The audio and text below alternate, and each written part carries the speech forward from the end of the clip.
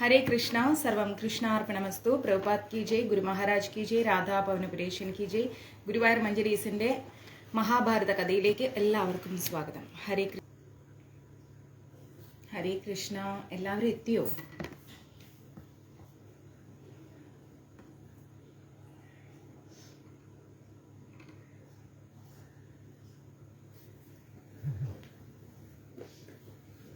വന്നതേ ഉള്ളൂ, ഓടി വന്ന് ക്ലാസ് എടുക്കാനിരുന്നു. അല്ലെങ്കിൽ ഇനിയിപ്പം എല്ലാം കഴിഞ്ഞിട്ടെടുക്കുമ്പോഴേക്ക് 10 മണി 11 മണി ഒക്കെ ആവും. അപ്പം അത് വേണ്ട, വേഗം 10:30 ആകുമ്പോഴത്തേക്ക് ക്ലാസ് വൈൻഡപ്പ് ചെയ്യാൻ ഓർത്തു. കുറച്ച് പേരെ എത്തിയിട്ടുള്ളൂ അല്ലേ? ക്ലാസ് ഇല്ലയെന്ന് വിചാരിച്ചു കാണും. സാരമില്ല, ഞാൻ എടുത്തു വയ്ക്കാം, കണ്ടാൽ മതി. ഇപ്പോൾ നമുക്ക് മഹാഭാരതം എടുക്കാം അല്ലേ? എന്താ പറയുക, ഷൂട്ട് പോകുന്നതുകൊണ്ടേ ക്ലാസ് എനിക്ക് റെഗുലറായിട്ട് എടുക്കാൻ പറ്റാത്ത ഒരു സിറ്റുവേഷൻ വരുന്നു.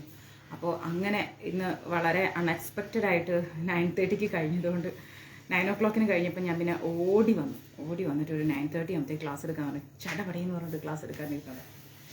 Guruvayur Manjaris contact number 9342494941 93 42 49 49 41. എന്താണ് ബിന്ദു മാതാജിക്ക്? സുധാമേ, എന്താണ് ബിന്ദു മാതാജി? എനിക്ക് വാട്സപ്പിൽ ഒരു മെസ്സേജ് ഇട്ട് വെക്കൂ. നാളെ എനിക്കൊരു ഉച്ചവരെയൊക്കെ ഷൂട്ടുണ്ട്. ഉച്ചയ്ക്ക് ശേഷം ഫ്രീ ആണ്. സാധിച്ച അന്നദാനം കൊടുക്കും. ഇല്ലെങ്കിൽ സൗണ്ട് കുറവാണോ? അയ്യോ, മൈക്കില്ല, മൈക്ക് വർക്കാവില്ല. ഇപ്പം സൗണ്ട് ഉണ്ടോ? ഞാൻ കുറച്ച് വോളിയം കൂട്ടിയാൽ സൗണ്ട് ഉണ്ടാവില്ലേ? ഞാൻ കുറച്ച് സൗണ്ട് കൂട്ടാം, അപ്പം സൗണ്ട് ഉണ്ടാവില്ലേ? അപ്പോൾ നാളെ ഒരു ഉച്ചവരെ ഷൂട്ടുണ്ട്. അപ്പോൾ അത് കഴിഞ്ഞിട്ട് സമയം കിട്ടുവാണെങ്കിൽ അന്നദാനം കൊടുക്കും, ഇല്ലെങ്കിൽ മറ്റന്നാൾ അന്നദാനം കൊടുക്കും. ഓക്കെ. അപ്പോൾ എപ്പോഴും ഇങ്ങനെ നമുക്ക് ഷൂട്ടിൻ്റെ പേരും പറഞ്ഞ് ക്ലാസ് സ്കിപ്പ് ചെയ്യാൻ പറ്റില്ലല്ലോ. അപ്പോൾ അതുകൊണ്ടാണ് ഞാനിപ്പോൾ ലൊക്കേഷനിൽ നിന്ന് വന്നപ്പം പിന്നെ വേഗം അങ്ങനെ ഇരുന്ന് ക്ലാസ് എടുക്കാമെന്ന് വിചാരിച്ചത്. മേലാഴിക, വയ്യായിക അല്ലേ? കുറച്ചൊക്കെ ഒരിത്തിരി എങ്കിലും കുറച്ച് പ്രശ്നങ്ങളുണ്ട്. എന്നാലും ബെറ്റർ. മെഡിസിൻ കഴിച്ചപ്പോൾ ഓക്കെയാണ്, ഒരു പരിധി വരെ ഓക്കെയാണ്. മഹേഷ്, സ്വാമി ശരണം. അപ്പോൾ തുടങ്ങാം, ക്ലാസ് തുടങ്ങാം. നമ്മൾ ശ്രീ മഹാഭാരതത്തിൽ പഠിച്ചുകൊണ്ടിരുന്നത്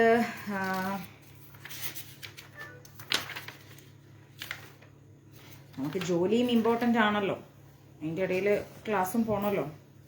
ശ്രേയസിനുള്ള മാർഗം, ജനകപരാശര സംവാദം, ഇതേക്കുറിച്ചാണ് നമ്മൾ നാളെ വിളിച്ചോളൂ. നാളെ ഉച്ചയ്ക്ക് ശേഷം വിളിച്ചോളൂ, ഉച്ചവരെ എനിക്ക് വർക്കുണ്ട്. അപ്പം ഇതായിരുന്നു നമ്മൾ പഠിച്ചത്.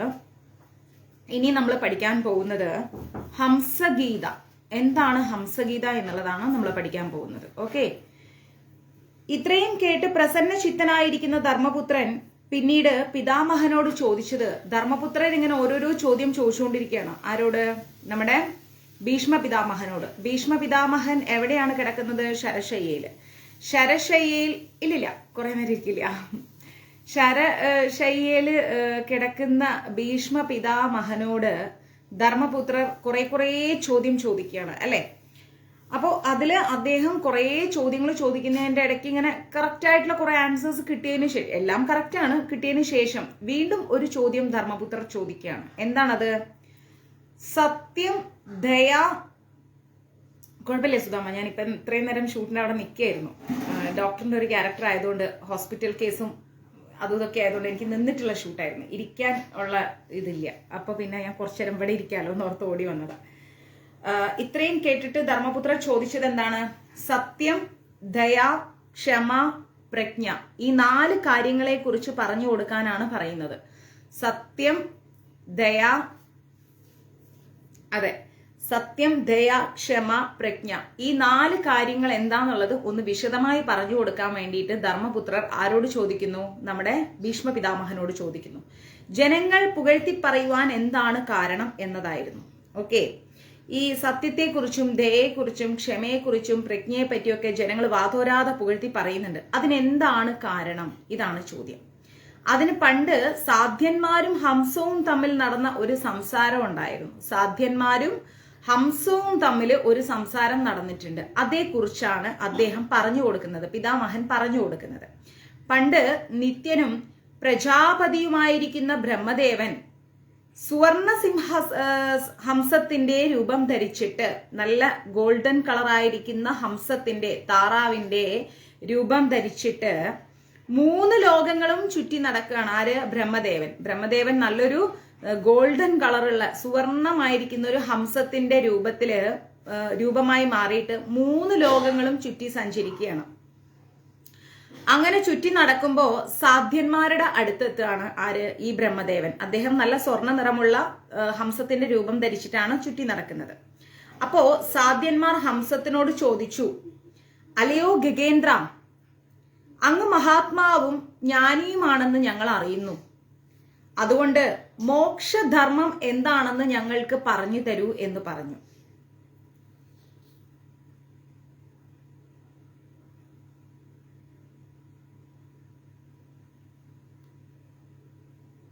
എന്താണ് മോക്ഷധർമ്മം എന്താണെന്ന് പറഞ്ഞു തരൂ എന്ന് പറഞ്ഞു കൊടുത്തു. അല്ലയോ മഹാത്മാവേ, എല്ലാത്തിലും വെച്ചിട്ട് ശ്രേഷ്ഠമായത് എന്താണ്? നോക്കാം മാതാജി, ഇന്നും നാളെയും പറ്റില്ല. എന്നിപ്പോ ക്ലാസ് കഴിഞ്ഞാൽ ഞാൻ ഇനി മെസ്സേജ് നോക്കാനിരിക്കില്ല, ഞാൻ കിടക്കും. നാളെ ഉച്ചവരെ ഷൂട്ടുണ്ട്, അത് കഴിഞ്ഞ് വന്നിട്ട് നോക്കാം കേട്ടോ. കാരണം കുറേ സമയം എനിക്ക് ഇരിക്കാൻ ഇപ്പോൾ പറ്റില്ല, അതുകൊണ്ടാണ്. അപ്പൊ പറയാണ്, അല്ലയോ മഹാത്മാവേ, എല്ലാത്തിലും വെച്ചിട്ട് ശ്രേഷ്ഠമായത് എന്താണ്?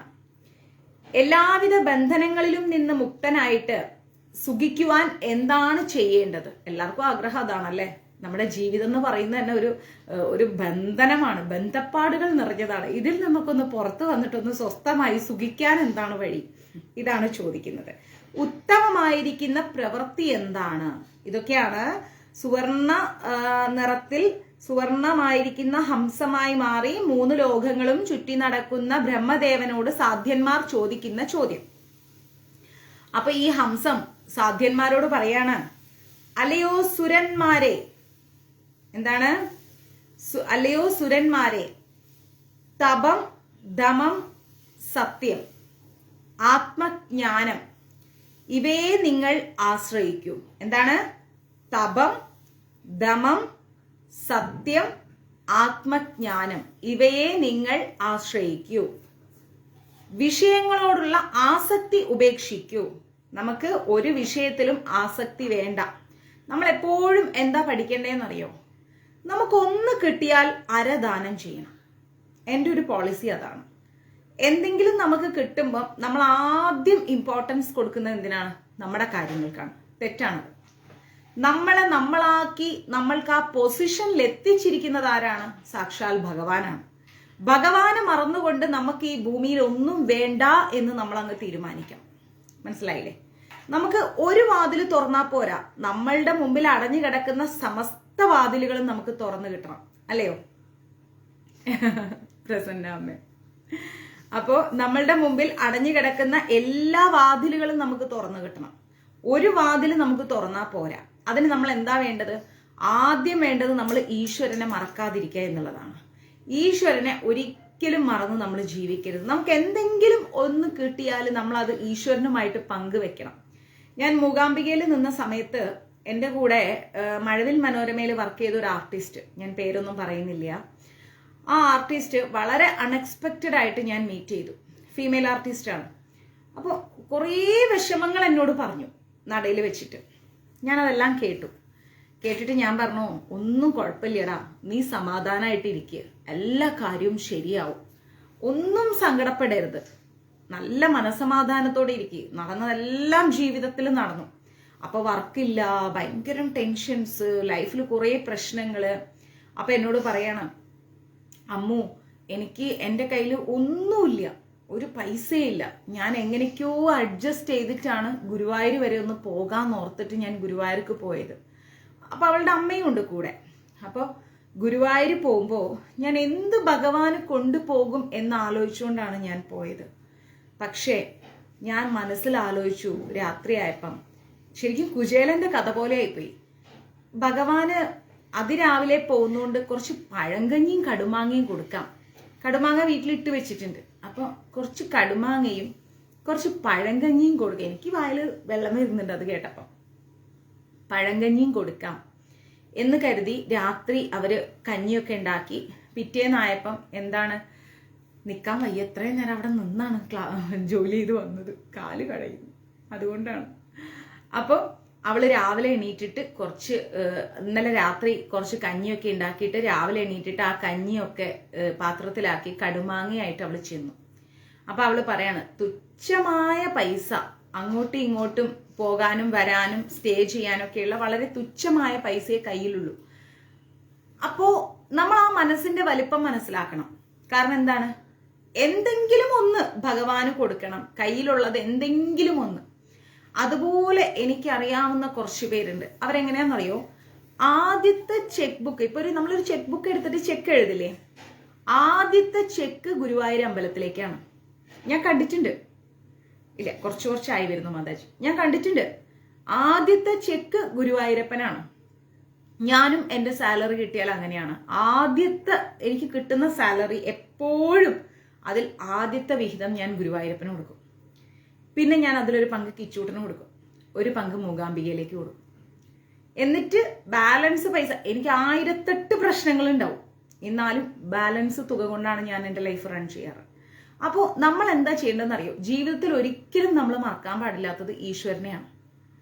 കുഴപ്പമില്ല, ഐ എം ഓക്കെ മാതാജി. ഈശ്വരനെയാണ് നമ്മൾ മറക്കാൻ പാടില്ലാത്തത്. ഈശ്വരനെ മറന്നുകൊണ്ട് നമ്മൾ എന്തൊരു കാര്യത്തിൽ നമ്മൾ ഇറങ്ങി തിരിച്ചാലും ആ കാര്യം നശിച്ചു പോകും. നമുക്ക് മുന്നോട്ട് പോകാൻ പറ്റില്ല. അറ്റ് പ്രസന്റ് നമ്മൾ ഓക്കെ ആയിരിക്കും, പക്ഷെ വരുന്ന വലിയ പാറക്കെട്ടുകളെ നമുക്ക് തരണം ചെയ്യാൻ പറ്റില്ല.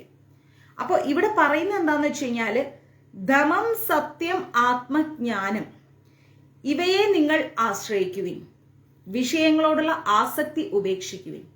നമുക്ക് ഒരുപാട് കാര്യങ്ങളോട് ആസക്തി ഉണ്ട് ജീവിതത്തിൽ, അല്ലെ? സുഖമായി ജീവിക്കണം, അങ്ങനെ ഇരിക്കണം, ഇങ്ങനെ. പൂർണ്ണമായി നമ്മൾ ആരും ഗോസ്വാമിമാരല്ല, ആരൊക്കെ എന്തൊക്കെ പറഞ്ഞാലും ശരി, ഗോസ്വാമിമാരല്ല. നമുക്കെല്ലാവർക്കും ഇന്ദ്രിയ സുഖം ആവശ്യപ്പെടുന്ന ആൾക്കാരാണ് നമ്മൾ. ഒരു രീതിയിലെങ്കിൽ മറ്റൊരു രീതിയിൽ നമ്മൾക്ക് ഇന്ദ്രിയ സുഖങ്ങൾ ഉണ്ടാവണം എന്ന ആഗ്രഹമുണ്ട്, നമ്മൾ അങ്ങനെ ജീവിക്കുന്ന വ്യക്തികളുമാണ്. അപ്പോൾ നമ്മൾ എന്ത് ചെയ്യണം, അതിന് മാത്രം മുൻതൂക്കം കൊടുക്കാതെ ജീവിക്കുക.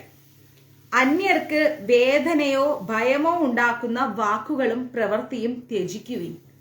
നമ്മൾ ഒരിക്കലും നമ്മൾക്ക് മറ്റുള്ളവർക്കൊരു വേദന ഉണ്ടാക്കുന്ന കാര്യം നമ്മൾ ചെയ്യരുത്, അല്ലെ അവർക്ക് ഭയം ഉണ്ടാവുന്ന ഒരു കാര്യം നമ്മൾ ചെയ്യരുത്. വളരെ തെറ്റാണത്. Thank you Mataji. കാരണം എന്താ, നമ്മളെ സഹായിക്കാൻ ഞാൻ അന്നും ഇന്നും മഞ്ജരീസിന്റെ ക്ലാസ് തുടങ്ങിയപ്പോൾ മുതൽ പറയുന്നുണ്ട്, നമ്മുടെ ബന്ധുമിത്രാദികൾ ഉണ്ടാവില്ല. അണ്ടർലൈൻ ചെയ്തു വെച്ചോളൂ, നമ്മുടെ ബന്ധുത്വത്തിൽപ്പെട്ട ഒരാള് പോലും ഇറങ്ങി വന്നിട്ട് നമ്മളെ സഹായിക്കില്ല. നമ്മൾ കഷ്ടപ്പെടുന്നു എന്ന് കണ്ടു കഴിഞ്ഞാൽ കണക്കായി പോയി എന്ന് പറയുന്ന ആൾക്കാരാണ്. അതേസമയം നമ്മൾ പോലും നമ്മൾ പോലും ചിന്തിക്കാത്ത വ്യക്തികളായിരിക്കും നമ്മുടെ സഹായത്തിന് എത്തുന്നത്. അപ്പൊ നമ്മൾ എപ്പോഴും എന്താ ചെയ്യേണ്ടത്, നമ്മൾ എന്നും കൃതജ്ഞതാബോധമുള്ളവരായി ജീവിക്കണം. മനസ്സിലായില്ലേ? അല്ലാത്തവരെ ഈശ്വരൻ നോട്ട് ചെയ്ത് വെക്കും. അവരോട് തക്കതായ ചോദ്യം തക്കതായ സമയത്ത് ഭഗവാൻ ചോദിക്കും. ക്ഷമയാണ് എന്തിനേക്കാളും വലുതെന്ന് പറയുന്നത്. നമ്മളോട് 1000 ചെയ്തോട്ടെ, നമ്മളോട് 10,000 ചെയ്തോട്ടെ, മനസ്സിലായില്ലേ? നമ്മൾ ഏത് രീതിയിലും വേദനിപ്പിച്ചോട്ടെ, നമുക്ക് ക്ഷമിക്കാം. ഞാനൊക്കെ എൻ്റെ മനസ്സിൽ അത്രയും എൻ്റെ കണ്ണിന്ന് വെള്ളം വരുന്ന സിറ്റുവേഷൻസ് ചില സമയത്ത് ഉണ്ടാവും, എങ്കിലും ഞാൻ ക്ഷമിച്ചു കളയും. ഞാൻ ആകെ ക്ഷമിക്കാത്ത ഒരാളുടെ ബിന്ദുമ്മ മാത്രം, എൻ്റെ ജീവിതത്തിൽ ക്ഷമിക്കാത്ത ഒരാളുടെ ബിന്ദുമ്മ. കാരണം എനിക്ക് അവരെ അങ്ങനെ ട്രെയിൻ ചെയ്താലേ കാര്യം നടക്കൂ. അവരെ അങ്ങനെ ട്രെയിൻ ചെയ്യാതെ അവർക്ക് നോർമൽ ഒരു ലൈഫിൽ വരാൻ പറ്റൂല. കാരണം അവരുടെ പ്രീവിയസ് ലൈഫ് അങ്ങനെ ആയിരുന്നു. അതർവൈസ് ഞാൻ എല്ലാവരോടും ക്ഷമിക്കും. കാരണം എന്താ വെച്ചാൽ നമ്മൾ വയലന്റ് ആയിട്ട് കാര്യമില്ല അവരോട്. നമ്മൾ പ്രതീക്ഷിക്കുന്ന പോലെ അവർ നമ്മളോട് പെരുമാറിക്കൊള്ളണം എന്ന് നമുക്ക് പറ്റൂല. നമ്മൾ ചിന്തിച്ചിട്ട് കാര്യമില്ല, അവർ ചെയ്യൂല. അപ്പോൾ നമ്മൾ എന്താ ചെയ്യേണ്ടത്, നമ്മൾ വിട്ടുകളയാം. കാരണം എല്ലാവരുടെ ജീവിതത്തിലും പരസഹായത്തിന് ഒരു അവസരം ഉണ്ടാവും. ഞാനും പ്രതീക്ഷിക്കുന്നുണ്ട്, എൻ്റെ ജീവിതത്തിൽ ഞാൻ മറ്റൊരാളെ ഡിപ്പെൻഡ് ചെയ്യേണ്ട സാഹചര്യങ്ങൾ പലപ്പോഴും ഉണ്ടാവും. അപ്പൊ നമ്മൾ എന്ത് ചെയ്യണം, ബന്ധങ്ങളെ നിലനിർത്താൻ പഠിക്കണം. ബന്ധങ്ങളെ നിലനിർത്താൻ പറ്റാത്ത ഒരു വ്യക്തി, അതാണായാലും ശരി പെണ്ണായാലും ശരി, ജീവിതത്തിൽ തോറ്റവരാണ്. അത് നമ്മുടെ മക്കളെ നിലനിർത്തിയിട്ട് കാര്യമില്ല. മക്കളെ കൊണ്ട് നമുക്ക് സഹായം കിട്ടുമെന്ന് നമ്മൾ ഒരിക്കലും പ്രതീക്ഷിക്കരുത്. ഈവൻ ഞാൻ പോലും പ്രതീക്ഷിക്കില്ല എൻ്റെ മകൻ പഠിച്ച് നാളെ എന്നെ നോക്കുമെന്ന്. ഒരു കാര്യമില്ല. അത് വെറും ഒരു എന്താ പറയാ, ഒരു മൂഢ ചിന്താഗതിയാണ്. പണ്ട് ഏതോ ഒരു കവി പറഞ്ഞിട്ടുണ്ട്, മക്കളെ കണ്ടും മാമ്പു കണ്ടും കൊതിക്കരുതെന്ന്. ഇല്ലേ? ഒരിക്കലും കാര്യമില്ല. 10,000-ൽ ഒരു 1-2 മക്കളുണ്ടാവും പൂർണ്ണ മനസ്സോടുകൂടി നിൽക്കുന്നത്. അല്ലാത്തവർ പോലും എന്താണ്, നമ്മളെ വേദനിപ്പിക്കും. പക്ഷെ നമ്മൾ ഒരിക്കലും പ്രതീക്ഷിക്കാത്ത ആൾക്കാരായിരിക്കും നമ്മളെ സഹായിക്കാനും സ്നേഹിക്കാനും എത്തുന്നത്. അപ്പോൾ ബന്ധങ്ങൾ നമ്മൾ എപ്പോഴും നിലനിർത്തണം. കാരണം ഇത് കലിയുഗമാണ്. ഏത് സാഹചര്യത്തിൽ എപ്പോ എങ്ങനെ എവിടെ ആരെ കൊണ്ട് സഹായം കിട്ടുമെന്ന് നമുക്ക് പറയാൻ പറ്റൂല. ക്ലിയർ? മറ്റുള്ളവർ ഉപദ്രവിച്ചാലും ശകാരിച്ചാലും അതിന് പ്രതികരിക്കരുത്. ഡോക്ടർ, ഞാൻ ലൊക്കേഷനിൽ ഊരി വെച്ചിട്ടാ വന്നത്. എന്താണ്? മറ്റുള്ള ഒരാള് Vyloppilli. Yes, exactly. Super Krishnakumar Prabhu. അപ്പോൾ മറ്റുള്ളവർ ഉപദ്രവിച്ചാലും നമ്മളെ വേദനിപ്പിച്ചാലും ശരി, നമ്മളെ ചീത്ത പറഞ്ഞാലും ശരി, നമ്മൾ പ്രതികരിക്കേണ്ട. കാരണം എന്താ അറിയോ? പ്രതികരിച്ചിട്ട് പ്രയോജനമില്ല. കാരണം പ്രതികരിക്കാൻ പോയാൽ നമുക്ക് അതിനേ സമയം കാണും.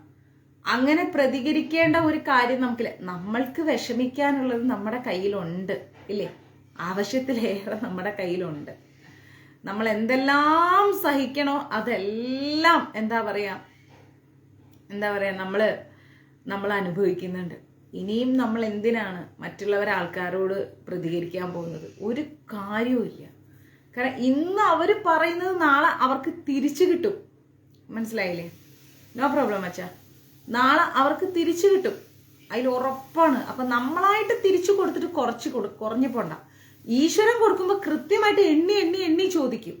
പാണ്ഡവന്മാരുടെ കാര്യത്തില് ഭഗവാൻ എന്താണ്, അതെ, നമ്മൾ പ്രതീക്ഷിക്കാത്തവരാണ് നമ്മളെപ്പോഴും സഹായിക്കാൻ എത്തുന്നത്. അപ്പോ പാണ്ഡവന്മാരുടെ കാര്യത്തില് ഭഗവാൻ എങ്ങനെയാണോ ദുര്യോധനാദികളോട് ചോദ്യം ചെയ്തത് അതേപോലെ ചോദിക്കും. കാരണം എന്താ വെച്ചാല്, കർണനെ വധിക്കാൻ വേണ്ടിയിട്ട് ഭഗവാൻ ഈ ചക്രം എടുത്തോണ്ട് വന്നപ്പോ, രഥത്തിന്റെ ചക്രം ഊരി വന്നപ്പം എന്താ പറയാ, കർണൻ ഒരു യുദ്ധത്തിലൊരു നിയമം ഉണ്ടല്ലോ, ഇങ്ങനെ ആയുധമില്ലാത്തവനും പടച്ചട്ട ഇല്ലാത്തവനും എന്താ പറയാ തളർന്നു കിടക്കുന്നവനോടും യുദ്ധം ചെയ്യരുതെന്ന്. അന്നേരം കർണൻ ചോദിച്ചു ഭഗവാനോട്, കൃഷ്ണ, നീ ധർമ്മം പറയുന്നുണ്ടല്ലോ കൃഷ്ണ, നിനക്ക് എന്ത് ധർമ്മ ഉള്ളത്? ഞാൻ ആയുധമില്ലാതെ പടച്ചട്ടയില്ലാതെ നിസ്സഹായനായിട്ട് ഈ യുദ്ധഭൂമിയിൽ കിടക്കുമ്പോ നീ എന്തിനാ എന്നോട് യുദ്ധം ചെയ്യാൻ വരുന്നതെന്ന് ചോദിക്കുമ്പോ ഭഗവാൻ ധർമ്മത്തെക്കുറിച്ച് എണ്ണി ചോദിക്കുന്നുണ്ട്.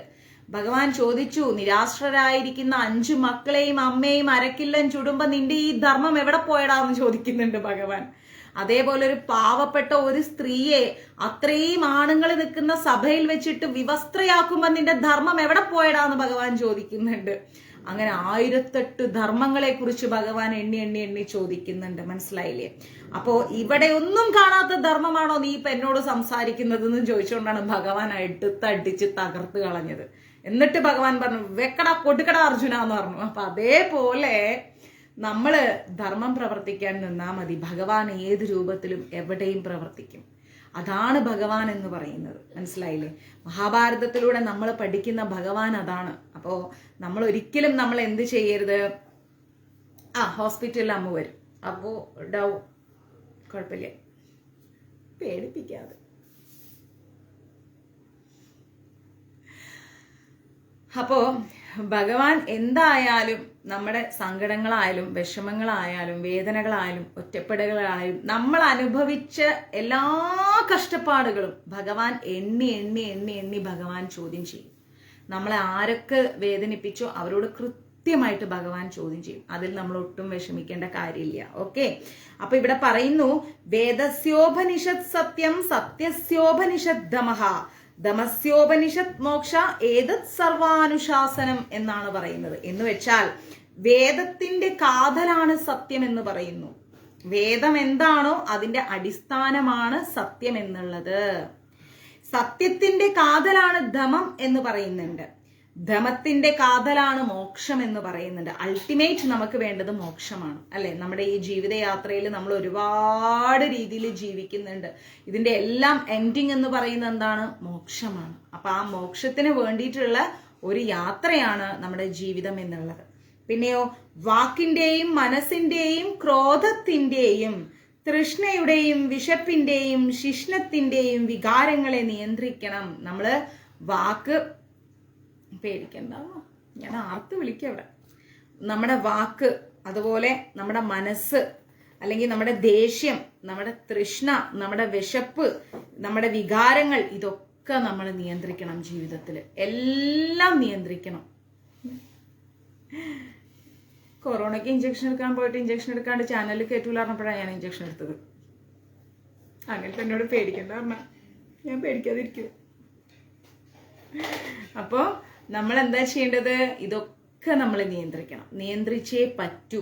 ഇല്ല എങ്കിൽ നമ്മൾ ജീവിതത്തിൽ തോറ്റുപോകും. ഇപ്പോൾ ചില ആളുകളുണ്ട്, അയ്യോ എനിക്ക് വിശപ്പ് സഹിക്കാൻ പറ്റുന്നില്ലേന്നും പറഞ്ഞിട്ട് ഓടും. അങ്ങനെയല്ല. നമ്മൾ എന്താ ചെയ്യേണ്ടത്? നമ്മൾ സഹിക്കണം, നമ്മൾ ക്ഷമിക്കണം. നമുക്ക് ദേഷ്യം വരുമ്പോൾ ഞാൻ ബിന്ദുമ്മയോട് മാത്രമാണ് വയലന്റ് ആവുക. അതർവൈസ് ഞാൻ എന്തെങ്കിലുമൊക്കെ പറഞ്ഞിട്ട് പിന്നെ ഞാനങ്ങ് വിട്ടേക്കും. കാരണം നമ്മൾ നിയന്ത്രിച്ച് പോകണം. ഇപ്പം ഞാൻ ആദ്യമൊക്കെ ഞാൻ കുറച്ച് ഭയങ്കര വയലന്റ് ആയിരുന്നു കേട്ടോ. ഇപ്പം എന്ന് വെച്ചാല് പോട്ടെ, നമ്മൾ പറഞ്ഞിട്ട് കാര്യമില്ല. നന്നാവാത്ത കുറേ ജന്മങ്ങൾ നമുക്ക് ചുറ്റുമുണ്ട്. അത് നന്നാവൂല. അത് അവർക്ക് അവരുടേതായ തിരിച്ചടികൾ കിട്ടുമ്പോഴേ അവർ നന്നാവും. അതുവരെ നമ്മൾ എന്ത് ചെയ്യാം? മിണ്ടാണ്ടിരിക്കുക. പറഞ്ഞിട്ട് കാര്യമില്ല. അടിച്ച വഴിയെ പോയില്ലെങ്കിൽ പോയ വഴി അടിക്കുക എന്നുള്ള ഒരു സമ്പ്രദായത്തിലേക്ക് ഇപ്പം ഞാനും കുറേ രീതിയിൽ മാറി. ശരിയാട്ടോ, ലൈവ് തരാൻ ഞാൻ തന്നില്ല അല്ലേ? ഞാൻ തരാട്ടോ, സോറി കേട്ടോ, ഷൂട്ടിന്റെ തിരക്കായി പോയിട്ടോ, ക്ഷമിക്കണം. ഞാൻ വേഗം ലൈവ് ഇട്ടരാം. ഇവയെല്ലാം നിയന്ത്രിക്കുന്നവനാണ് ശരിയായ ബ്രാഹ്മണൻ. ഒരു ബ്രാഹ്മണൻ എന്ന് പറഞ്ഞു കഴിഞ്ഞാൽ ഇതെല്ലാം നിയന്ത്രിക്കാൻ പഠിക്കണം. ഇതൊന്നും നിയന്ത്രിക്കാൻ പഠിച്ചിട്ടില്ലേ പിന്നെ ബ്രാഹ്മണനാന്ന് പറയുന്നതിൽ അർത്ഥമില്ല, അല്ലെ? ഒരു ചണ്ടാള കുലത്തിൽ ജനിച്ചിട്ട് ബ്രാഹ്മണീയ രീതിയിലാണ് മുന്നോട്ട് പോകുന്നതെങ്കിൽ ആ വ്യക്തിയെ നമുക്ക് നിസ്സംശയം ബ്രാഹ്മണൻ എന്ന് വിളിക്കാൻ പറ്റും. മനസ്സിലായില്ലേ? ജനിച്ച കുലം ചണ്ടാളനാണെങ്കിലും, രാജിമാതാജി ഓക്കെ അമ്മ, നാളെ ഉച്ചയ്ക്ക് ശേഷം വിളിക്കൂട്ടാ. ജനിച്ച കുലം ചണ്ടാള കുലമാണെങ്കിൽ തന്നെയും ബ്രാഹ്മണീയ രീതിയിലാണ് ജീവിക്കുന്നത് എങ്കിൽ നിസ്സംശയേന നമുക്ക് എന്ത് വിളിക്കാം? ബ്രാഹ്മണൻ എന്ന് വിളിക്കാൻ പറ്റും. അതാണ് എന്ത്? ബ്രാഹ്മണന്റെ മഹാത്മ്യം എന്ന് പറയുന്നത്. ക്രൂരമായിരിക്കുന്ന വാക്കുകളെ സൗമ്യമായ വാക്കുകൊണ്ട്, ഭയങ്കര നമ്മളെ വിഷമിപ്പിച്ചു കഴിഞ്ഞാൽ അത് നമ്മൾ സൗമ്യതയിലുള്ള വാക്കുകൊണ്ടും ദേഷ്യത്തെ സ്നേഹം കൊണ്ടും നമ്മൾ ജയിക്കണം എന്നാ പറയുന്നത്. ചിലപ്പോൾ നമ്മളോട് ഇപ്പം എന്തെങ്കിലും ആരെങ്കിലൊക്കെ കാണിച്ച് നമുക്ക് ഭയങ്കര ദേഷ്യം വരും. പക്ഷെ നമ്മൾ അവിടെ സ്നേഹം കാണിച്ച് നമ്മൾ ജയിക്കണം. ദ്വേഷത്തെ ദ്വേഷം കൊണ്ടും നേരിടുന്നവൻ നാശത്തിലാണ് പോകുന്നത്. ഇപ്പൊ ഒരാളോട് ഒരാൾക്ക് വൈരാഗ്യം വന്ന് അതേ വൈരാഗ്യ ബുദ്ധി തിരിച്ചു കാണിക്കുകയാണെങ്കിൽ എന്താ ഉണ്ടാവുക? നാശത്തിലേക്കാണ് പോവുക. ഒരിക്കലും അത് നന്മയിലേക്ക് വരൂല. മനസ്സിലായില്ലേ? ഏറ്റവും ഉത്കൃഷ്ടമായിരിക്കുന്ന സൃഷ്ടി എന്ന് പറയുന്നത് മനുഷ്യനാണ്. ഈ മനുഷ്യ ജന്മത്തിൽ നമുക്ക് കിട്ടാൻ പറ്റുന്ന ഏറ്റവും വലിയ അനുഗ്രഹം എന്ന് പറയുന്നത് ചിരിക്കാനും ചിന്തിക്കാനുള്ള കഴിവാണ്. ആ കഴിവിനെ നമുക്ക് വേറെ എവിടെയും കിട്ടാൻ പറ്റില്ല. നമ്മൾ എപ്പോഴും ചിന്തിച്ചുകൊണ്ട് ജീവിക്കാൻ പഠിക്കണം. നമ്മളെല്ലാവരും ഒറ്റയ്ക്കാണ് എന്ന ബോധം നമുക്ക് വേണം.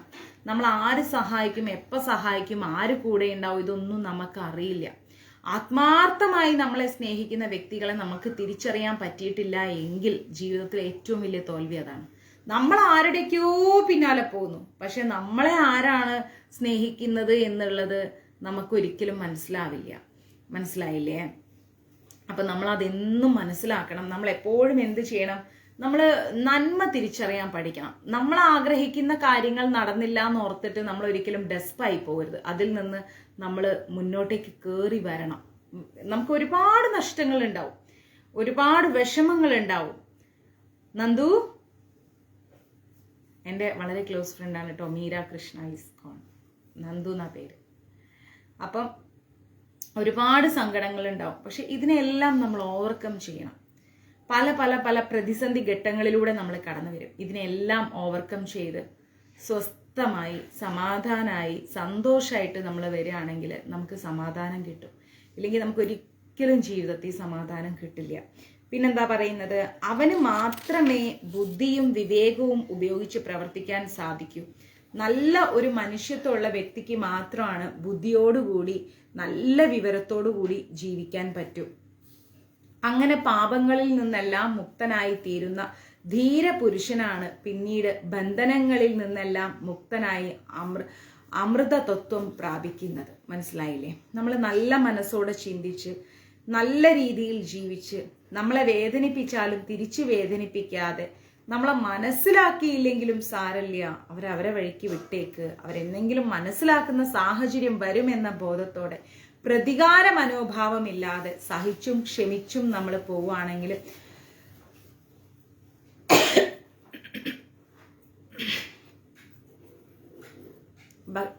ഭക്ഷണത്തിന് മുമ്പേ കഴിക്കേണ്ട ഗുളിക ഒന്നും എടുത്താൽ നിൽക്കുന്നു. എന്നാൽ ക്ലാസ് കഴിഞ്ഞ് എനിക്ക് കഴിച്ചിട്ട് കിടക്കാം. അങ്ങനെ നമ്മൾ ജീവിക്കുകയാണെങ്കിൽ നമുക്ക് എന്താണ്, നമുക്ക് സ്വസ്ഥമായിട്ട് നമുക്ക് മുന്നോട്ട് പോകാം. അങ്ങനെയുള്ള വ്യക്തി മാത്രമേ മുന്നോട്ട് പോകൂ, അല്ലാത്തവർ മുന്നോട്ട് പോവില്ല. പിന്നീട് ബന്ധനങ്ങളിൽ നിന്ന് അതിലൊന്നുമല്ല. ഒരു മിനിറ്റ്, ആൻറ്റിയുടെ அந்த ஷெல்ஃப் இருக்குல்ல, அதில் பிஃபோர் ஃபுட்டுன்னு சொல்லிட்டு ஒரு டேப்லெட், ரெட் കളർ ടാബ്ലറ്റ്. പിന്നീട് ബന്ധനങ്ങളിൽ നിന്നെല്ലാം മുക്തനായി അമൃത തത്വം പ്രാപിക്കും. നമ്മൾ എത്രത്തോളം ക്ഷമിച്ചു പോകുന്നോ അത്രത്തോളം നമുക്ക് എന്താണ്, അമൃത തത്വം പ്രാപിക്കുമെന്നാ പറയുന്നത്. അതാണ് നമുക്ക് വേണ്ടത്. മനസ്സിലായില്ലേ? ഒറിജിനൽ രുദ്രാക്ഷം നമുക്കിപ്പോൾ എവിടെ കിട്ടും? ഞാനേ എൻ്റെ ഒരു ഫ്രണ്ട് ഉണ്ട് നേപ്പാളിൽ, നീമ ചോട്ടി ഷെർപ്പ, എൻ്റെ കൂടെ പഠിച്ചതാണ്. ഞാൻ ഒന്ന് മെസ്സേജ് അയച്ചു നോക്കട്ടെ. അവിടേക്കാണ് ഈ സാധനം കിട്ടുക. ഞാൻ ചോദിച്ചു നോക്കാം. അവിടെയൊക്കെ കിട്ടിയാലായി, അല്ലാണ്ട് കിട്ടുമെന്ന് എനിക്ക് തോന്നുന്നില്ല. നമ്മളെവിടെയൊന്നും ഒറിജിനലാന്ന് പറഞ്ഞ് കൊടുക്കുന്നൊന്നും ഒറിജിനലൊന്നും ആയിരിക്കില്ല. ചോദിച്ചു നോക്കാം. നാളെ ഞാൻ മെസ്സേജ് ഇട്ട് നോക്കാം കേട്ടോ. കിട്ടുകയാണെങ്കിൽ ഞാൻ അവരെ നമ്പർ തരാം. എനിക്ക് വാട്സപ്പിൽ മെസ്സേജ് ഇട്ട് വെച്ചോ, അവരെ നമ്പർ തരാം, ഡയറക്റ്റ് വിളിച്ച് സംസാരിച്ചു. പിന്നെന്താ പറയുന്നത്, സത്യധർമ്മങ്ങൾ ഒരിക്കലും ഉപേക്ഷിക്കരുത്. ഇല്ലമ്മ, എപ്പോഴും സത്യത്തോടും ധർമ്മത്തോടും കൂടി നമ്മൾ എന്ത് ചെയ്യണം, ജീവിക്കാൻ പഠിക്കണം. അമ്മ ജോലിയിലാണ്, തിരിച്ചു ഇപ്പോൾ വരും.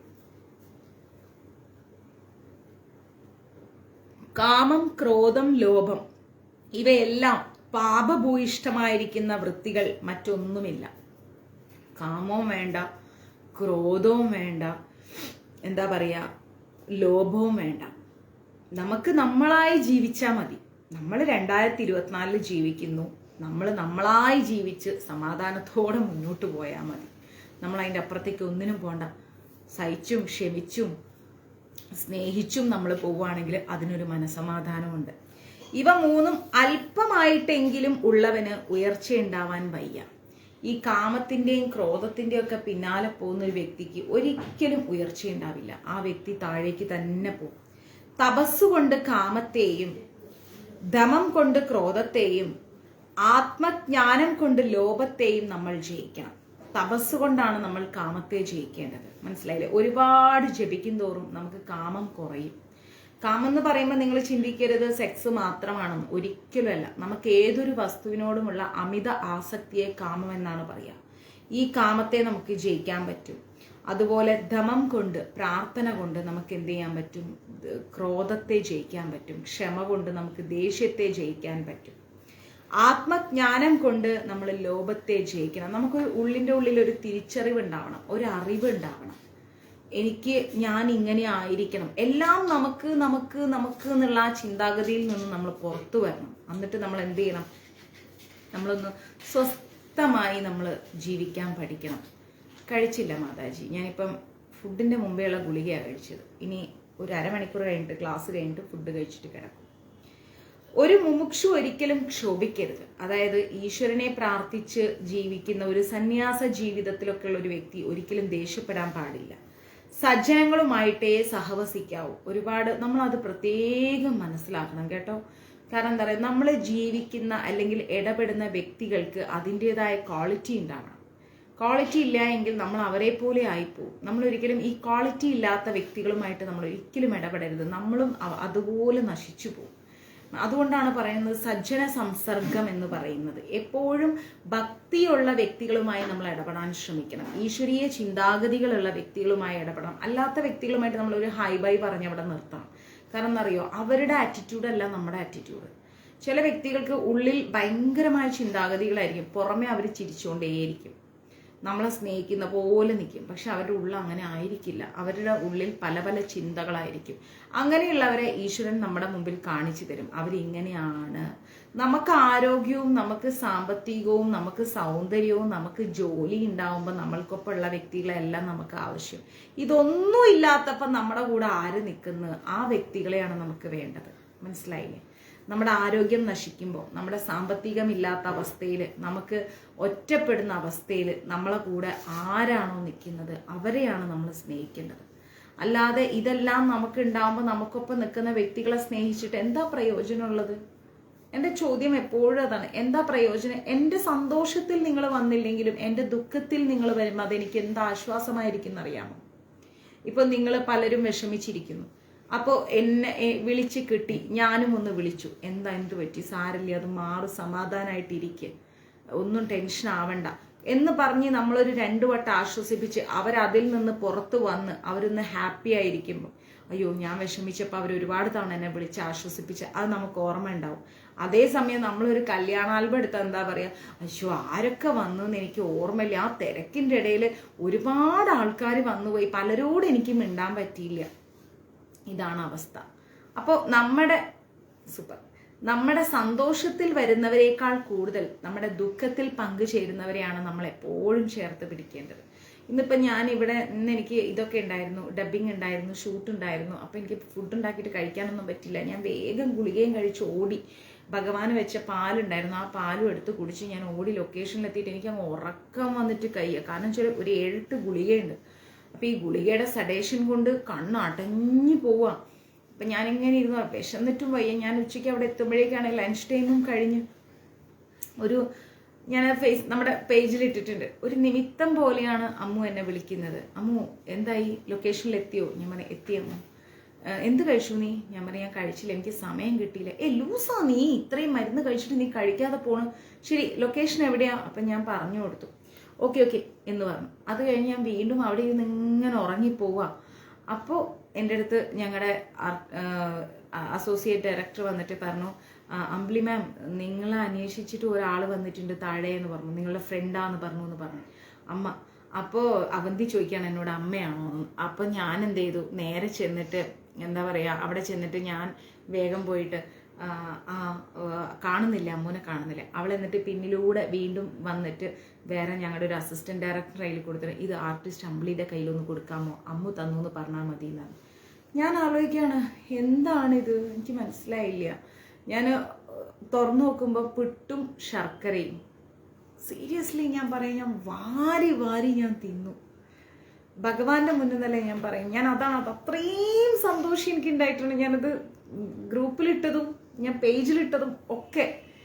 കാരണം എന്താ അറിയോ, നമ്മുടെ മനസ്സറിഞ്ഞ് പെരുമാറുന്നു എന്നുള്ളതാണ്.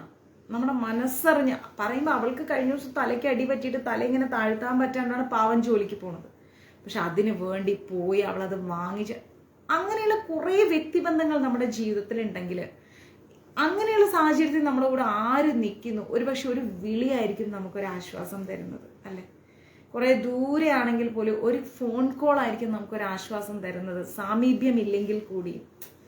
ആലോചിച്ച് നോക്കണം. അപ്പം നമ്മൾ എപ്പോഴും വ്യക്തിബന്ധങ്ങൾക്ക് മുൻതൂക്കം കൊടുക്കണം. നമ്മൾ ഒരിക്കലും നമ്മുടെ നേട്ടങ്ങൾക്കോ നമ്മുടെ സങ്കടങ്ങൾക്കോ അല്ല. നമ്മൾ മറ്റൊരാൾക്ക് വേണ്ടിയിട്ട് സസ്റ്റെയിൻ ചെയ്യുമ്പോൾ നമ്മുടെ സങ്കടങ്ങൾ സ്വമേധയാ ഇല്ലാതെയാവും.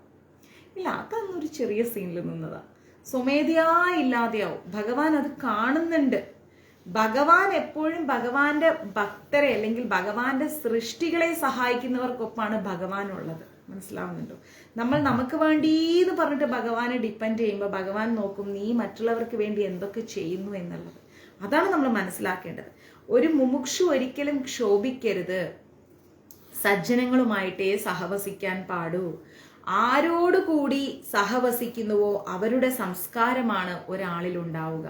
മഹാഭാരതത്തിൽ പറയുന്നു, നമ്മൾ ആരുടെ കൂടെയാണോ സഹവസിക്കുന്നത് അവരുടെ സംസ്കാരമാണ് നമുക്ക് ഉണ്ടാവുന്നത്. ക്ലേശഭൂയിഷ്ടമായിരിക്കുന്ന സംസാരത്തിൽ നിന്ന് നിവർത്തിക്കാനും ജന്മസാഫല്യമായിരിക്കുന്ന കൈവല്യം പ്രാപിക്കുവാനും പറ്റിയ സംസ്കാരമാണ് ഒരുവൻ വളർത്തിയെടുക്കേണ്ടത്, അല്ലെ? ദുഃഖത്തിൽ നിന്നൊക്കെ പുറത്തു വന്ന് മറ്റുള്ളവരെ മനസ്സോടുകൂടി അറിയാനും അവരുടെ വേദനകൾ മനസ്സിലാക്കാനും നമുക്ക് സാധിക്കുമ്പം അങ്ങനെയുള്ള വ്യക്തികളുടെ കൂടെയാണ് ഭഗവാൻ ഉണ്ടാവുന്നത്. അല്ലാത്തവരുടെ കൂടെ ഈശ്വരൻ ഉണ്ടാവില്ല, ഒരിക്കലും ഉണ്ടാവാൻ പോലില്ല. കാരണം എന്താ, ഈശ്വരൻ നോക്കുന്നത് നമ്മൾ മറ്റുള്ളവരുടെ ദുഃഖത്തിൽ എത്രത്തോളം നമ്മൾ മറ്റുള്ളവരുടെ ദുഃഖത്തിൽ അവരെ കൂടെ നിൽക്കുന്നു എന്നാണ്. ചിലവർക്ക് നമ്മൾ എന്തെല്ലാം ചെയ്തു കൊടുത്തിട്ടും കാര്യമില്ല, ഒരു കാര്യമില്ല. അവരുടെ സത്യം ഞാൻ അത്രയും സന്തോഷം കൊണ്ട് ഞാൻ പറയാം, എനിക്ക് ഇന്നിപ്പോൾ ഫുഡ് ഇല്ലെങ്കിലും എനിക്ക് കുഴപ്പമില്ല, ഞാൻ ഹാപ്പിയാണ്. അത്രയും എൻ്റെ മനസ്സറിഞ്ഞ് ഞാൻ കഴിച്ചു. അത്രയും വിശന്നായിരുന്നു. കാരണം അത്രയും 7-8 ഗുളിക കഴിക്കുമ്പോൾ നമുക്ക് സഹിക്കാൻ പറ്റില്ല വിശപ്പ്. വയറ്റിൽ നിന്ന് ഇങ്ങനെ ആളിക്കൊണ്ടിരിക്കുകയാണ് എനിക്ക്. ആ സമയത്ത് ഷൂട്ടും ഈ പെയിനും എല്ലാം കൂടി ആകുമ്പോൾ ആലോചിച്ച് നോക്കും, ആ കിട്ടിയ ഭക്ഷണം എന്ന് പറയുമ്പോൾ എനിക്ക് ഞാൻ എത്ര കോടി ജന്മം എടുത്താലും ഞാനത് മറക്കില്ല എന്നുള്ളതാണ്. അത്രയും സ്നേഹം തോന്നിപ്പോയി. അപ്പം നമ്മൾ ഒരിക്കലും എന്ത് ചെയ്യരുത്, നമ്മൾ ഇടപെടുന്ന വ്യക്തികളുടെ ക്വാളിറ്റി നമ്മൾ മനസ്സിലാക്കണം. അവരുടെ സാമ്പത്തികമോ അവരുടെ സൗന്ദര്യമോ അവരുടെ പൊസിഷനോ ഒന്നുമല്ല മനസ്സിലാക്കേണ്ടത്, അവരുടെ ക്വാളിറ്റി, അവരുടെ സ്വഭാവത്തിലെ ക്വാളിറ്റി തിരിച്ചറിഞ്ഞ് നമ്മൾ പെരുമാറണം. ചിലപ്പോൾ നമ്മൾ വിചാരിക്കുന്ന നമ്മൾ നെഞ്ചിലേറ്റി കൊണ്ട് നടക്കുന്നവരായിരിക്കില്ല നമ്മളെ മനസ്സിലാക്കിയിട്ടുണ്ടാവുന്നത്. അതുപോലെ അത് സത്സംഗം കൊണ്ടേ സാധിക്കുകയുള്ളൂ എന്ന് പറയുന്നുണ്ട്. കൃത്യമായി സത്സംഗങ്ങൾ കേൾക്കുകയും സത്സംഗങ്ങൾ എന്താണെന്ന് മനസ്സിലാക്കുകയും ചെയ്യുന്ന വ്യക്തികൾക്കാണ് ആ ക്വാളിറ്റി ഉണ്ടാവുന്നത്, സജ്ജന സംസർഗം ഉണ്ടാവുന്നത്. സത്യവും ഹിതവുമായിരിക്കുന്ന വാക്കുകൾ പ്രിയമായ രീതിയിൽ പറഞ്ഞ് എല്ലാവർക്കും സന്തോഷം ഉണ്ടാവണം. സത്യമായിരിക്കുന്ന കാര്യങ്ങൾ മറ്റൊരാൾക്ക് വേദന ഉണ്ടാവുന്ന രീതിയിലല്ലാതെ സന്തോഷവും സമാധാനവും നൽകുന്ന രീതിയിൽ നമ്മൾ അവർക്ക് പറഞ്ഞു കൊടുത്ത് മനസ്സിലാക്കി കൊടുത്താൽ മാത്രമാണ് അവിടെ എന്തുണ്ടാവുന്നത്, സന്തോഷം ഉണ്ടാവുന്നത്. ആർക്കും വെറുപ്പോ വിദ്വേഷമോ ഒന്നും ഉണ്ടാവരുത്. ഒരാളെ നമ്മൾ വിഷമിപ്പിക്കണം. നമുക്ക് പറ്റില്ല എന്ന് തോന്നിക്കഴിഞ്ഞാൽ 5 അടി മാറ്റി നിർത്തുക. എൻ്റെ ആറ്റിറ്റ്യൂഡ് അതാണ്. എനിക്ക് ചില കാര്യങ്ങൾ ചില വ്യക്തികൾ ശരിയല്ല എന്ന് തോന്നിക്കഴിഞ്ഞാൽ ഞാൻ എൻ്റെ ലൈഫിൽ നിന്ന് 10 അടി മാറ്റി നിർത്തും. പിന്നെ അവരായി അവരുടെ പാടായി നമ്മൾ കുറച്ച് ശ്രമിച്ചു നോക്കും. പിന്നെ പറ്റിയില്ലെങ്കിൽ ഓക്കെ, നിങ്ങൾ നിങ്ങളുടെ ശരിയെന്ന് തോന്നുന്ന രീതിയിൽ നിങ്ങൾ മുന്നോട്ട് പോകും എന്ന രീതിയിൽ നമ്മൾ മാറ്റി നിർത്തുക. പിന്നീട് സാധ്യന്മാർ ഹംസത്തോട് ചോദിച്ചത്, കേനായ മാവൃതോ ലോകക്കേനവാന പ്രകാശതേ കേനാ ത്യച്ചതി മിത്രാണി കേനം സ്വർഗം ന ഗച്ഛതി എന്നാണ് പറഞ്ഞത്. എന്ന് വെച്ചാൽ ഈ ലോകം എന്തിനാൽ മൂടിയിരിക്കുന്നു, എന്തിനെ കൊണ്ടാണ് ഈ ലോകം കവർ ചെയ്തിരിക്കുന്നത്, എന്തിനാൽ സത്യം തെളിയാതെ ഇരിക്കുന്നു, എന്തുകൊണ്ടാണ് പല സത്യങ്ങളും തെളിയാത്തത്, മിത്രങ്ങൾ എന്തുകൊണ്ടാണ് നമ്മളെ വിട്ടു പോകുന്നത്, എന്തുകൊണ്ടാണ് സ്വർഗം ലഭിക്കാതിരിക്കുന്നത്. ഹംസം അതിനൊക്കെ മറുപടി കൊടുക്കാണ്. കാരണം ഹംസ ആരാണ്? ബ്രഹ്മദേവനാണ്. പറയുന്നു അദ്ദേഹം, അജ്ഞാനേനാവൃതോ ലോകോ മാത്സര്യാന പ്രകാശതേ ലോഭാത്യച്ഛതി മിത്രാണി സംഘാ സ്വർഗം നഗച്ഛതി എന്ന് വെച്ച് കഴിഞ്ഞാൽ അജ്ഞാനം കൊണ്ട് മൂടിയതാണ് ലോകം, അല്ലെ? അറിവില്ലായ്മ കൊണ്ടാണ് ഈ ലോകത്തെ മൂടിയിരിക്കുന്നത്. ഒരുപാട് അറിവുണ്ടെന്ന് ഭാവിക്കുന്നവനിലും അറിവില്ലായ്മയുണ്ട്. അത് നമ്മൾ മനസ്സിലാക്കണം. എത്ര പഠിച്ചാലും ഒരു അറിവില്ലായ്മ എല്ലാ മനുഷ്യരിലും അവശേഷിക്കുന്നുണ്ട്. മാത്സര്യം കൊണ്ടാണ് സത്യം തെളിയാതിരിക്കുന്നത്. എല്ലാവർക്കും മത്സര ബുദ്ധിയാണ്. നിന്നേക്കാൾ മുകളിൽ ഞാൻ എത്തണം, എന്നേക്കാൾ മുകളിൽ നീ എത്തണം. നമ്മൾ എന്ത് ചെയ്യണം? ഓടിക്കും, വിട്ടുകൊടുത്തേക്കണം. ഓടേ ചാടേ തുള്ളേ എന്താ ചായ്ക്കോ പൊക്കോളൂ, എന്തേ പോണില്ലേ എന്ന ഭാവത്തിൽ നമ്മൾ മാറിപ്പോണം. മത്സരിക്കുന്നവൻ മത്സരിച്ചുകൊണ്ടേയിരിക്കും.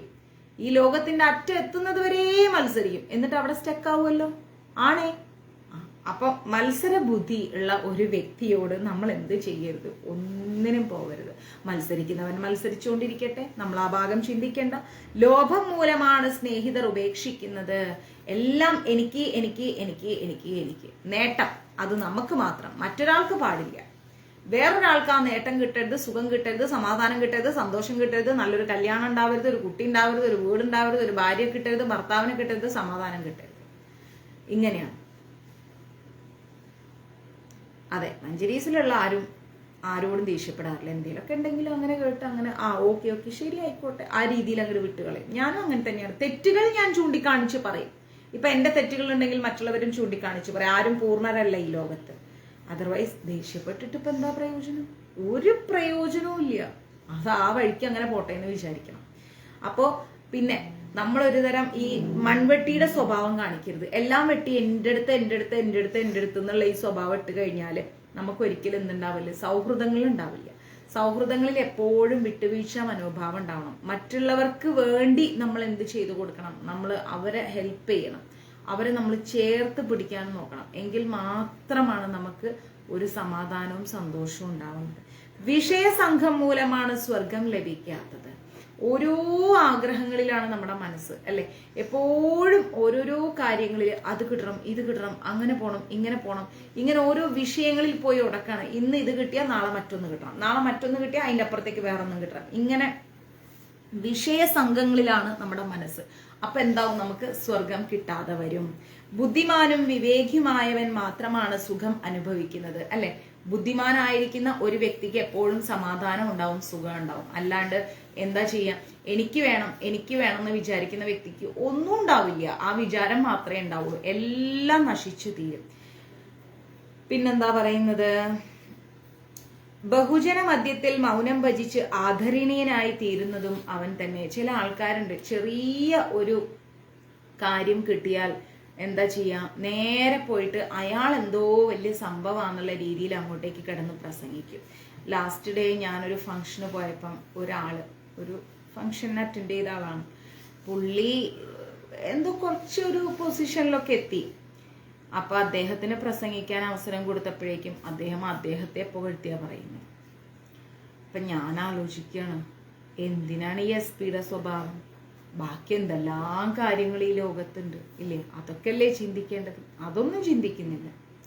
ഞാൻ ഈ ഭാവമല്ലാതെ വേറെ ഒരു ഭാവവും ഇല്ല എന്ന ആൾക്കാരില്. അപ്പൊ അങ്ങനെയുള്ള മനസ്ഥിതികളൊക്കെ മാറ്റിയിട്ട് നമ്മൾ എന്ത് ചെയ്യുക? മാക്സിമം മൗനത്തിലിരിക്കുക. മൗനം ഭജിച്ചിരുന്നാൽ അതിനൊരു സമാധാനം ഉണ്ട്. 10 പേരോട് നമുക്ക് റെസ്പെക്റ്റ് കിട്ടും എന്ന് കരുതി എപ്പോഴും മൂടിക്കെട്ടിയിരിക്കരുത്. എപ്പോഴും മൂടിക്കെട്ടിയിരുന്നാൽ പിന്നെ മൂകനാണെന്ന് പറയും. അപ്പൊ അതും പാടില്ല. സംസാരിക്കേണ്ട അടുത്ത് കൃത്യമായിട്ട് സ്നേഹത്തോടെ സംസാരിക്കുക. അപ്പൊ ബന്ധങ്ങളൊക്കെ കിട്ടും. സാധ്യന്മാരും ഹംസവുമായുള്ള സംവാദത്തിൽ നിന്ന് അലയോ ധർമ്മജ, നിന്റെ സംശയം തീർന്നിരിക്കുന്നുവല്ലോ എന്ന് പറഞ്ഞ് ഭീഷ്മർ അവസാനിപ്പിച്ചു. ഭീഷ്മ പിതാമഹൻ പറഞ്ഞു, ധർമ്മജ, നിനക്കിപ്പോ കുറെ കാര്യങ്ങളിലൊക്കെ ഒരു സംശയമൊക്കെ മാറി കിട്ടിയില്ലേ? ഇതല്ലേ നിനക്ക് വേണ്ടത്? ഇങ്ങനെ നീ സംശയങ്ങളെല്ലാം മാറ്റി നീ ഒരു നല്ല ഒരു ജീവിതം നീ കൈവരിക്കണം. നല്ല ഒരു രീതിയിൽ നീ എന്ത് ചെയ്യണം? നിന്റെ രാജ്യത്തെ നീ മുന്നോട്ട് കൊണ്ടുപോകണം എന്നാണ് ഭീഷ്മ പിതാമഹൻ പറഞ്ഞിരിക്കുന്നത്.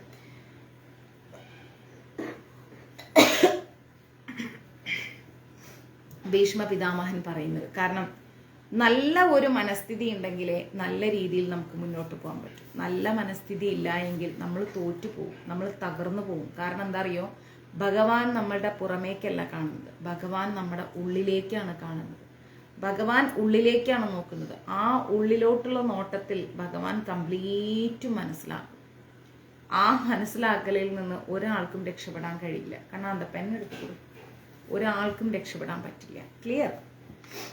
അപ്പോൾ ഇന്ന് ഇത്രയും മതി. 1 hour-ആയി. ഓക്കെ, എല്ലാവരും ഫുഡ് കഴിക്കണം. എനിക്ക് ചുമക്കാൻ പറ്റില്ല. ചുമക്കുമ്പോൾ ഭയങ്കര പെയിൻ വരും. സ്ട്രെസ് ചെയ്ത് ചുമക്കാൻ പറ്റും. ചുമക്കല്ല, ചുമ. അപ്പോൾ ഇന്ന് ഇത് മതി. ഓൾമോസ്റ്റ് നമുക്ക് ശ്രീ മഹാഭാരതം കഴിയാറായിട്ടുണ്ട്. സാഖ്യവും യോഗവും ഒക്കെ നാളെ രാത്രി എടുക്കാം. ഓക്കെ, എല്ലാവരും സ്വസ്ഥമായിട്ട് സന്തോഷമായിട്ട് കിടന്നുറങ്ങും. അത് വലിയൊരു ചാപ്റ്ററാണ്. അയ്യോ, നാരായണ 3 പേജോളം ഉണ്ട് സാഖ്യവും യോഗവും. ഒരുപാട് പഠിക്കാനുള്ള സംഭവമാണ്. അപ്പോൾ എല്ലാവർക്കും നന്മയുണ്ടാവട്ടെ. എല്ലാവർക്കും ജയ് ശ്രീകൃഷ്ണ പ്രഭു. എല്ലാവർക്കും എല്ലാ ഐശ്വര്യവും ഉണ്ടാവട്ടെ, ശാന്തിയും സമാധാനവും ഉണ്ടാവട്ടെ. ഷൂട്ട് തുടങ്ങിക്കഴിഞ്ഞാൽ പിന്നെ ഇങ്ങനെ ക്ലാസ് ഒരുപാട് എക്സ്റ്റെൻഡ് ആയി പോകുന്നു. അതുകൊണ്ടാണ് ഓടി വന്നെടുത്തത്, ക്ഷമിക്കണം. എല്ലാവരും ഫുഡൊക്കെ കഴിച്ച് സന്തോഷമായിട്ട് ഇരിക്കൂ കേട്ടോ. സൺഡേയ്സൊക്കെ ക്ലാസ് ഉള്ളതുകൊണ്ടാണ് ഇപ്പോൾ കുട്ടികൾക്ക് ക്ലാസ് എടുക്കാത്തതെങ്കിലും വരുന്ന സൺഡേ ഞാൻ മാക്സിമം ശ്രമിക്കാം ഷൂട്ടില്ലെങ്കിൽ ക്ലാസ് എടുക്കാൻ വേണ്ടിയിട്ട്. ഓക്കെ, നാളെ മെസ്സേജുകൾ നോക്കാം, ഉച്ചയ്ക്ക് ശേഷം വന്നിരുന്നിട്ട് നോക്കാം. Thank you so much. Hare Krishna. ഞാൻ കഴിക്കുന്ന ടാബ്ലറ്റ് കുറച്ച് സെഡേഷൻ കൂടുതലാണ്, അതാണ് ഈ ഉറക്കം വരുന്നത്. ഹരേ കൃഷ്ണ. സർവം കൃഷ്ണാർപ്പണമസ്തു. പ്രഭുപാദ് കി ജയ്, ഗുരു മഹാരാജ് കി ജയ്, രാധാ പവനപുരേഷൻ കി ജയ്. നമസ്തേ. ഓം ശ്രീ മാത്രേ നമഃ. എല്ലാവർക്കും നന്മ വരട്ടെ. ഹരേ കൃഷ്ണ.